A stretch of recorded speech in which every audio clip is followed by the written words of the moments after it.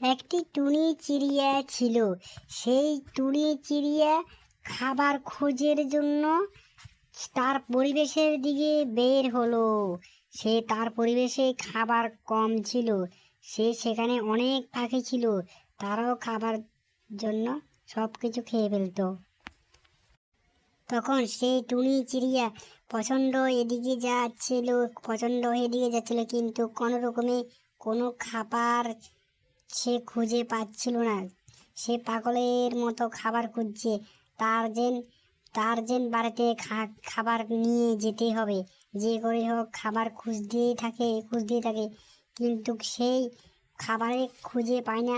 এদিকে অন্য পাখিরাও খাবার খুঁজতে নেমে গেছে, কিন্তু দুর্ভাগ্য পোয়াল, কিন্তু তারা খাবারে খুঁজে পায় না।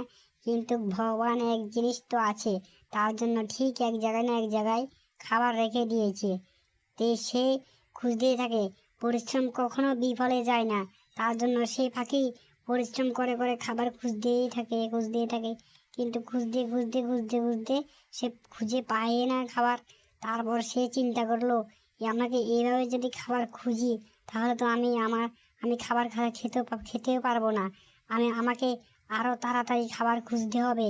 তখন সে পাখিটি উপরের দিকে উঠে, আকাশের উপরের দিকে উঠে যায়।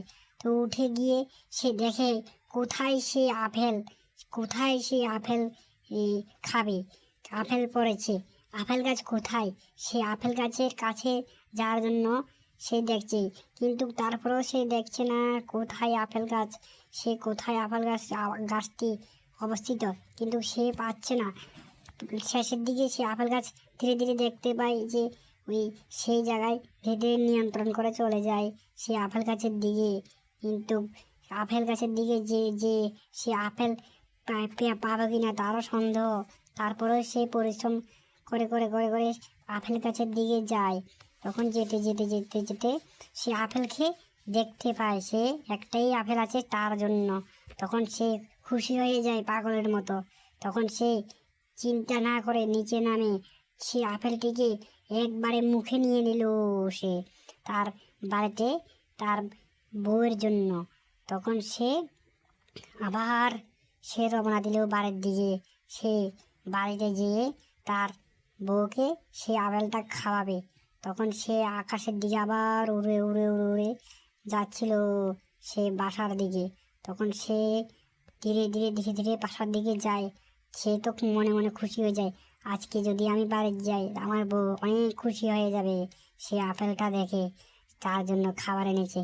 তখন সে পাখিটি ধীরে ধীরে তার বাসার দিকে যেতে একথাই চিন্তা করে, আমি তো খাবার পেয়ে গেছি, আর কোনো চিন্তা নাই, আজকে আমরা বসে আরাম মনে খাবার খাবো। তো সেই কথা চিন্তা করে ধীরে ধীরে সে পাখিটি সে তার বাসার দিকে চলে যায়। চলে গিয়ে তখন সে বাসার দিকে উঠতে থাকে। তখন সে ধীরে ধীরে বাসার দিকে কীভাবে উঠে তোমরা দেখো। সে কীভাবে বাসার দিকে যায়, তার বউকে বলবে বাড়ি গিয়ে সে আমি তোমার জন্য খাবার নিয়ে এসেছি। সে তার বউ ডিম 3টে ছানা কুটার জন্য সে বসে আছে সেখানে তার পরিবারের জন্য। সে ধীরে ধীরে পাখিটি বাসার দিকে রওনা দিয়ে দেয়। তখন সে ধীরে ধীরে যায়, গিয়ে সে দেখে সে কোথায় আপেল আছে। তো আপেল নিয়ে সে বাসায় চলে যায় তার সঙ্গী দিকে নিয়ে।